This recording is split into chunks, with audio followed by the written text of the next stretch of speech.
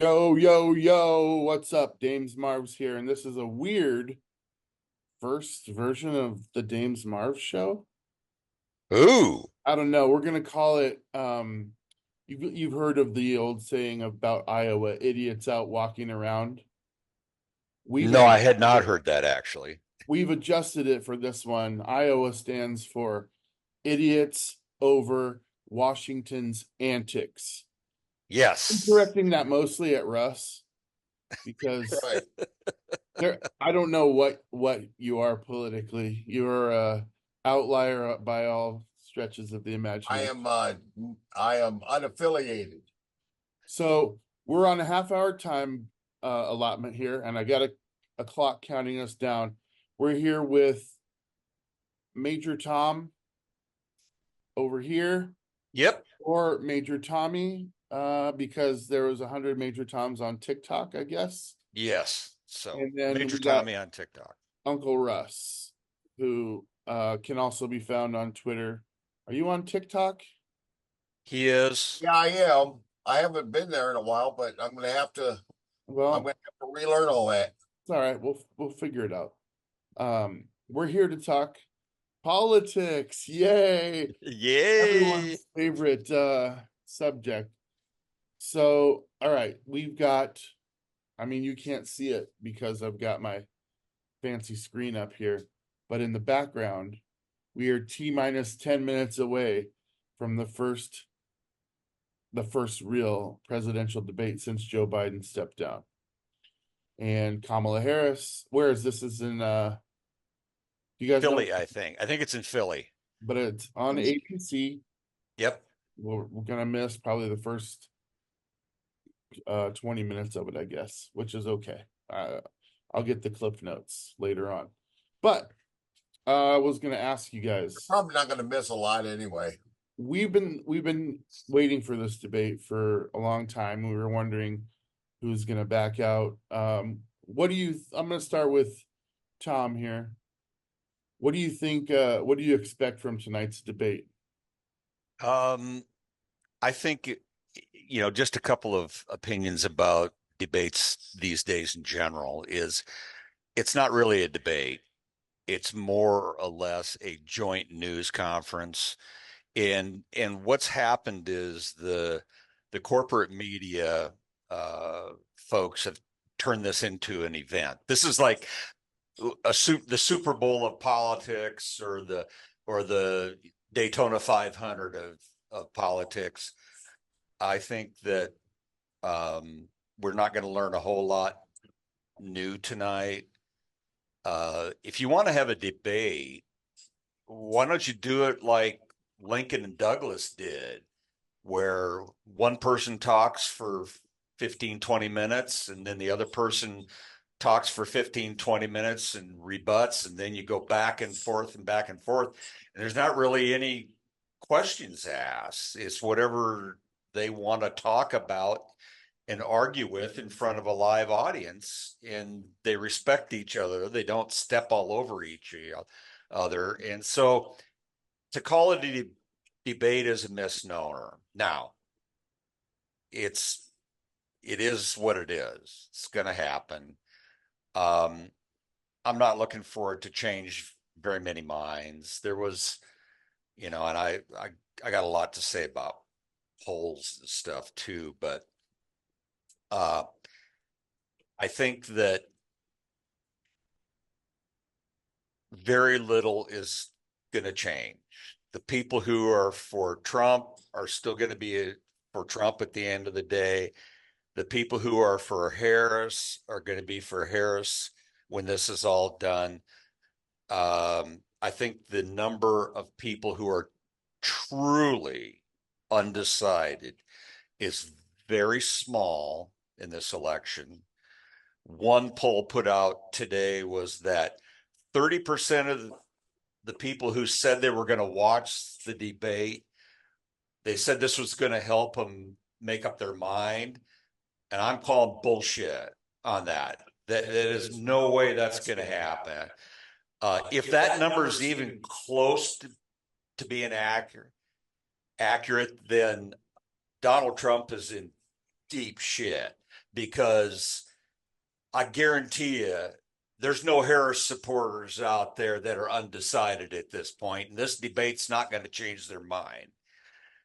If there's truly a lot of people who are undecided, it's people who have voted for Trump and can't decide what to do to save face at this point. I really think that's where we're at. All right. Uncle Russ, he referred to tonight's debate as a news conference. What do you think about that? I didn't catch that. He referred to tonight's debate as a news conference. Can you not hear me? Oh, my volume was too low. Yeah, I can hear you fine. Right. Yeah, it's like a news conference, and not even a very well done one. It takes 30 seconds, maybe 60 seconds for them to go online and fact check what these politicians are actually saying. They're too lazy to do that. They're not interested in the truth. Well, I guess that's the point of my question. You will call it news if it needs to be fact checked. Yeah. Yeah. You do. Yeah. No, I don't call it don't. news. Oh, No, yeah. no. Right. I'm agreeing with the point you're trying to make. Right. Yeah, I think the news would be the last thing I would call it because, and I don't want to say that Kamala's not gonna be full of shit here and there also. Right. Like planting flowers in a bed of shit. But I wonder, just the amount of lies that are gonna come from Donald Trump tonight. All right, Russ, this one's for you. If I said to you the statement, religion is often used as a weapon, what would be your comments on that? I'd say that is very true. And weaponized religion is a real problem in our politics. It's a real problem in the religious life of the country in general. I think that there are lots and lots of churches, evangelical churches. I have a lot of evangelical friends and acquaintances, and some of them have completely slipped off the deep end. Their support of Trump has become like a religion to them, and biblical passages are used like a weapon, like an offensive weapon. They're on the attack. They want to destroy. They want to lash out, and they want to hurt. And I think it's very, very sad. And I understand somewhat where these people are coming from. I used to be conservative or religious somewhat myself, but that's been quite a long time ago. And the life journey I've been on is to lead me away from that fundamentalist position, way, way, way away from it. And my view now is more balanced by science, and I feel like I'm a lot more in touch with reality than I was when I was a young man. Weaponized religion, good way to put it. I'm going to throw that one to Tom now because I know that, like all of us, have transgender folks in our immediate families. Yes. And I'll just throw it to Tom. What are your thoughts on what we're talking about here? Well, I think that for years, the conservative political movement has really worked very hard to pair up with the conservative religious movement. And they kind of both came to fruition at the same time. You had a big evangelical movement start in the religious circles in the 1970s. And that's really with the onset of Reagan into Republican Party, the downfall of Nixon and the onset of Reagan. I mean, most people forget that Reagan very nearly got the 1976 presidential nomination from Gerald R. Ford. He came within 100 votes at the convention, if I remember right. Both of those movements came to the forefront in a cultural and political way at the same time, and they kind of fed off of each other.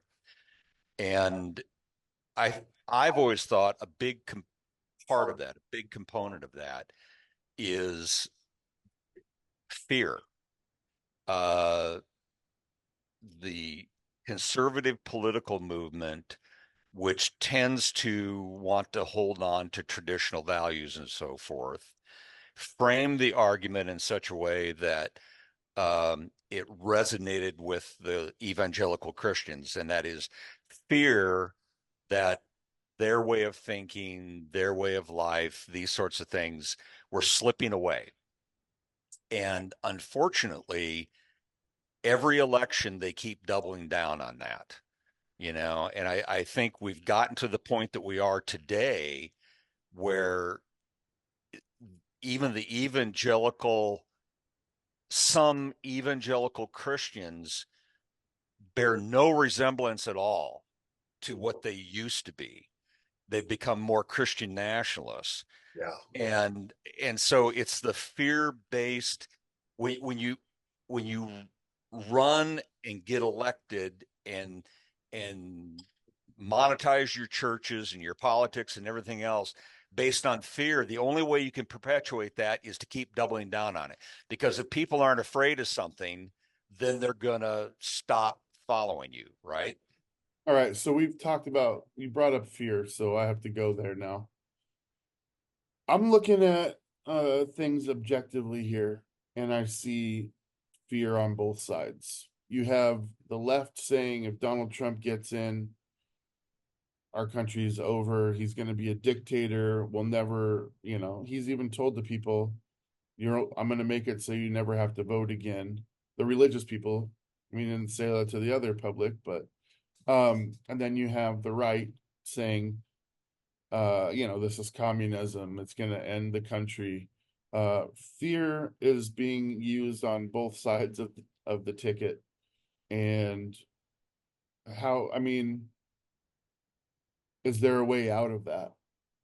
Russ? I hope so. I don't know. I'm worried about how this election is going to go because it is so fear driven. You know, that extremism. If one person is elected, it's going to be the end of the country as we know it. We've heard this a lot. Every 4 years, we hear this is the most crucial, most critical election in the history of the country. You must vote this way or America is doomed.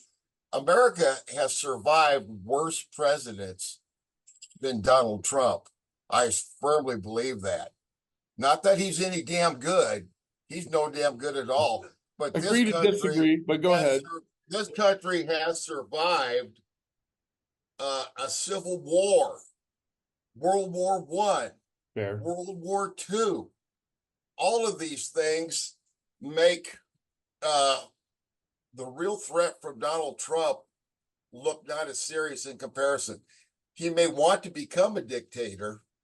Some of his supporters may want that, but it's going to be a whole other thing for the rest of the federal government to go along with that and for the American populace to go along with it. Well, that brings up my next thing. The popular vote went to Joe Biden last time, but it also went to Hillary Clinton the time before that. I suppose it will be the same this time and it will go to Biden, but that doesn't necessarily equal a Biden win. But the point that I want to make, and we'll throw this to you, Tom, right after this, is if Donald Trump loses, do you think there will be well, how do you say it? I mean, a riot. Do you think there'll be riots? Do you think there'll be a civil war? What do you think is going to, because they're already out there saying it's rigged, it's not going to be a fair election. And I'm like, why are we even bothering to do this whole thing if you already know the outcome is going to be rigged? Go ahead. Well, I guess I'd say a couple of things about it. I don't think we're going to see a repeat of January 6th. There will be certain groups, extremist groups, who were present on January 6th, who are going to be out there again, but I don't know that there's going to be a focal point for them to take action. Number one, the federal government's not going to get caught flat-footed like they did before. The security in DC, around the Capitol, around the inauguration, all of that's going to be very, very heightened. Number two, the Justice Department with their prosecutions from January 6th, I don't want to say they've cut the head off the snake, but because the snake keeps growing new heads, but they've done a lot of damage to the extremists in the country. Will there be people who will be grousing about it? Sure. The hardcore right wingers are going to be upset. But the truth of the matter is that even the people who vote for Donald Trump, I don't think are going to have the stomach for this again. I just don't see that happening. I think the trauma to the country was such that most of these radicals are going to go bury themselves underground and continue to do their, you know, we're going to go play soldier boy out in the Michigan woods and stupid shit like this. It feels I, a little different to me this time. Um, being on the platform X or Twitter, as I still call it, I see people that aren't necessarily radicals, but they're already. I just don't see it being let go easily. but the thing you got to remember is that what you've got, and this is true of any social media, you've got the activists on there. Okay, if you got, even if you had 50,000 people on Twitter saying this shit, which you don't, okay, even if you had that, that is such a small percentage of the population. This idea that there's going to be a popular uprising to if Trump doesn't get elected, it's fantasy.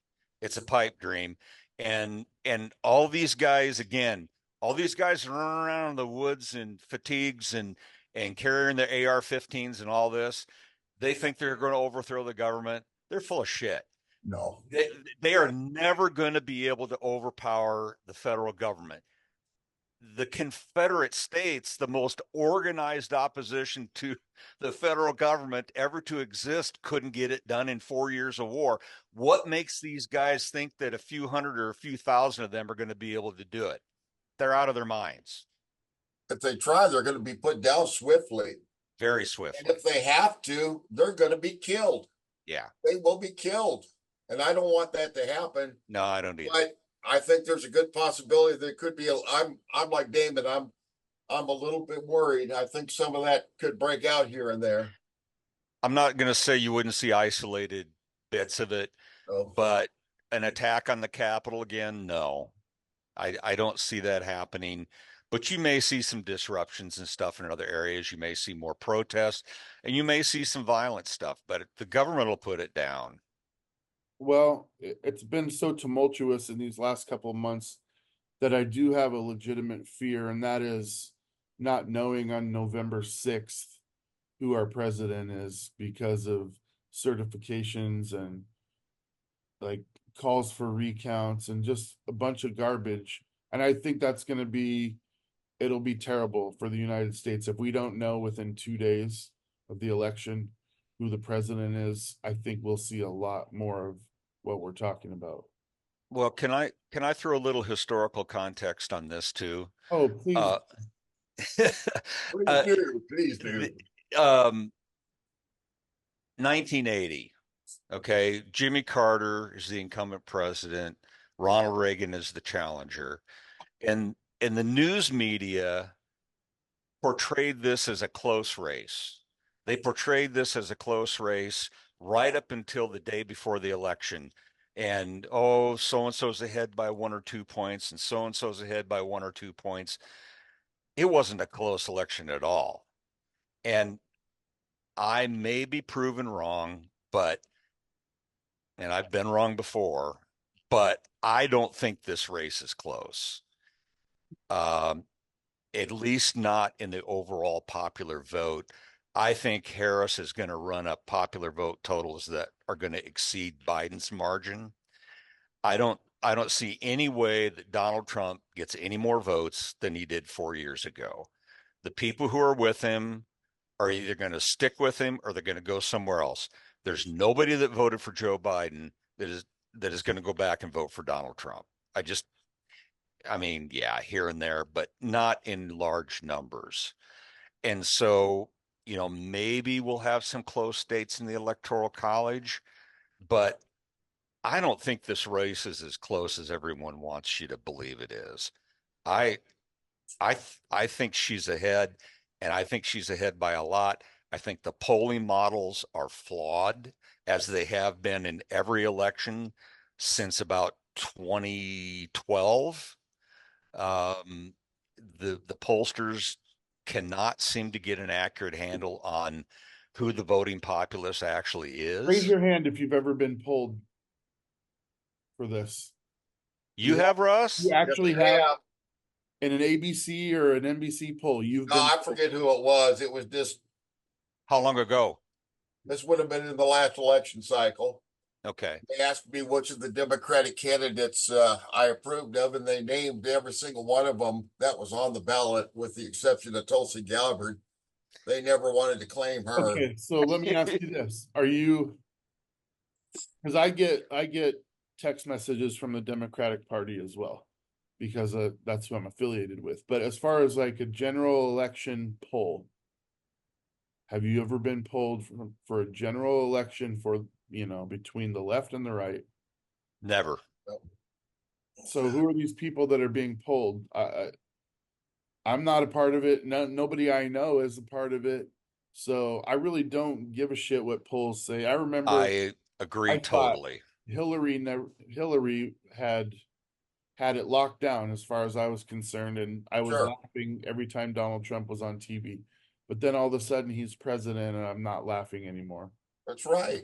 And Uh, I remember that election night for like the first hour or so of the coverage. Everybody was saying, "Oh, looks like Hillary's going to pull it off. It looks like she's going to do it." And then about 2 hours later, boom! What a bomb that got dropped on the public. I Yeah, I have to admit 2016 was the one year that I was surprised, and just call that hubris on my part.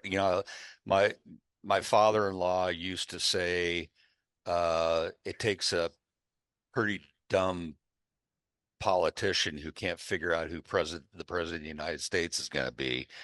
And I missed that one, but that's the only one I've missed in my entire life. And I think this one is just fundamentally different than 2016. I know everyone's drawing those comparisons there, but it's not the same. well, so much of this debate that's going on behind me right now is going to be focused on the economy. And you know, I think back to Clinton coming in with a mess. He balanced the budget, left the White House in a surplus, Yeah, which comes along. Well, the fuck wars, that up the wars right in away. messed all that up, and then Obama came in, cleaned that up, and then Trump came in, and things were good, but you had the pandemic, which he vastly mishandled. The supply chains all went down, and Yeah, he got to scoot out of office before the shit really hit the fan. And unfortunately, it hit the fan on Joe Biden's watch. But Joe Biden's not responsible for supply chains. You guys were in shipping right. in 2020, We're in the right? shipping business when that Absolutely. happened, and believe me, that was not Biden's fault at all. So what was that like in 2020 when COVID, because you tell, I mean, quickly, because we're at the 7 minute mark. You were in the trucking industry. Go ahead, Tom. Well, essentially what happened was, because of COVID is really what set it all off. We had shutdowns of most of the transportation sector in terms of warehouses and the supply chains coming from China. You got to remember that we did then, and we still do now, import a huge amount of consumer goods from overseas. The other thing that it wasn't just the supply chain, the demand side of everything changed immensely. All of a sudden we went from selling the majority of toilet paper in the world to businesses Right. to needing them at home. That fact alone will totally disrupt its a supply chain. So I don't think you can blame that on either Trump or Biden. I mean, it just happened. And when these economic disruptions occur, um, it's it's a Go ahead. when these economic disruptions occur, it takes a lot of time for them to even themselves back out, and quite often they don't end up being the same as they were before. But yeah, we couldn't get trucks, we couldn't get rail shipments, we couldn't get stuff and sit at the ports for weeks before they could get unloaded off a ship. It was a mess. I'm going to push back a little bit on something you said. You said it's neither Trump's fault nor Biden's fault. Now, correct me if I'm wrong, but I believe that the Obama administration came up with a plan for if we had a Oh, pandemic. And the first thing Donald Trump did when he got into office was dismantle that plan. And therefore, it was not in place when COVID hit. Nobody was prepared, and he held back everything. And if we would have had some kind of structure, it might not have been as bad. So, and I agree with you there. From the public health standpoint, the plan he threw it clear out the window. Right. And the truth is, we've never funded public health for pandemic planning, control, follow up, any of that the way it should be. We still aren't today, even after having gone through, the worst pandemic in 100 years. But, the economic side of it, I don't know that you can pin all of that on Trump, other than this. It lasted longer than it needed to. Yes. And we had a lot of the thing that I think you can really pin on him, and this is a moral failing. Okay. It's a moral failing because we had a lot of people die in this country that didn't need to, Yes. because of all the bullshit that he was propagating from the White House. Yes. And he talked people into not taking precautions, Right. into not treating themselves, into not getting vaccinated. I mean, it just goes on and on and on. Right. That he gets blamed for. Absolutely. Is there any evidence out there that the vaccination has caused people to die as opposed to saving them?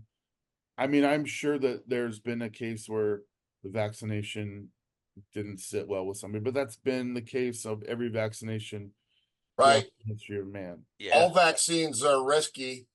And, the anti-vax movement started with the first vaccination. When the first vaccination came out, there were editorials in the popular press literally days after warning about the horrific dangers of this horrible science, And how many years ago was that?